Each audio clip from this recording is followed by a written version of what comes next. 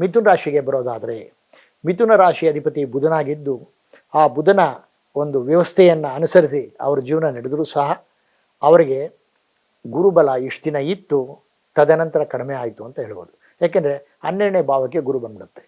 12ನೇ ಭಾವಕ್ಕೆ ಗುರು ಬರುತ್ತೆ ಅಂದಾಗ, ಉದಾಹರಣೆಗೆ ದರ್ಶನ್ ಜಾತಕದಲ್ಲಿ 12ನೇ ಭಾವದಲ್ಲಿ ಗುರು ಇದ್ದು ಅವರಿಗೆ ಗುರುದೆಸೆ ಇದ್ದಿದ್ದರಿಂದ, ಆ ಗುರುದೆಸೆ 16 ವರ್ಷ ಆದ್ದರಿಂದ 2010ರಿಂದ 2020ರವರೆಗೂ ಅವರಿಗೆ ತೊಂದರೆ ಆಗುತ್ತೆ ಅಂತ ಖಂಡಿತವಾಗ್ಲೂ ಹೇಳ್ಬೋದು.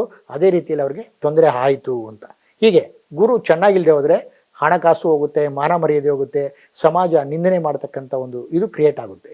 ಆದರೂ ಶನಿ 9ನೇ ಮನೆಯಿಂದ 10ನೇ ಮನೆಗೆ ಬರೋದ್ರಿಂದ ಕರ್ಮಸ್ಥಾನ, ಜೀವನ ಸ್ಥಾನ, ಉದ್ಯೋಗ ಸ್ಥಾನದಲ್ಲಿ ಶನಿ ಸಂಚಾರ ಮಾಡೋದ್ರಿಂದ ಸ್ವಲ್ಪ ಮಟ್ಟಿಗೆ ಬ್ಯಾಲೆನ್ಸ್ ಆಗುತ್ತೆ ಸಮ ಪ್ರಮಾಣದಲ್ಲಿ.